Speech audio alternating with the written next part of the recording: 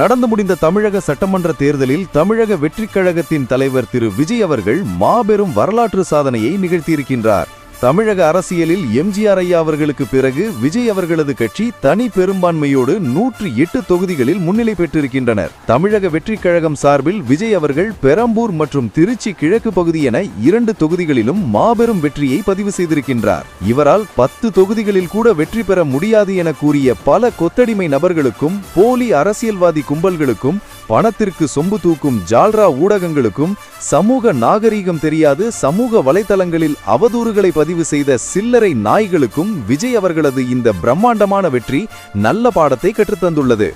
ஒரு பக்கம் 75 வருட வரலாற்றை கொண்ட திமுக, இன்னொரு பக்கம் 50 வருட வரலாற்றை கொண்ட அதிமுக என மிகப்பெரிய கட்சிகளையே பின்தள்ளி தமிழகத்தின் முதல்வராகும் வாய்ப்பை விஜய் பெற்றிருக்கின்றார். தமிழக அரசியல் வரலாற்றில் அரசியல் கட்சி ஆரம்பித்து தனது முதல் தேர்தலிலேயே 1,72,00,000த்திற்கும் அதிகமான வாக்குகளை பெற்று இப்படி ஒரு வெற்றியை எம்ஜிஆர் ஐயா அவர்களுக்கு பிறகு விஜய் அவர்கள்தான் பதிவு செய்திருக்கின்றார்.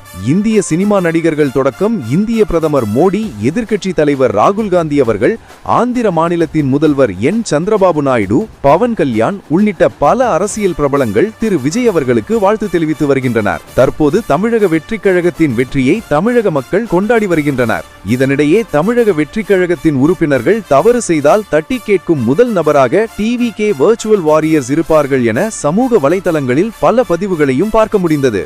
எது எப்படி இருந்தாலும் தமிழகத்தின் புதிய முதல்வராகும் பாசத்திற்குரிய அண்ணன் திரு விஜய் அவர்களுக்கும் தமிழக வெற்றிக் கழகத்தின் உறுப்பினர்களுக்கும் இலங்கையில் இருக்கும் அன்பான ரசிகர்களில் ஒருவனாக வாழ்த்துகின்றேன்.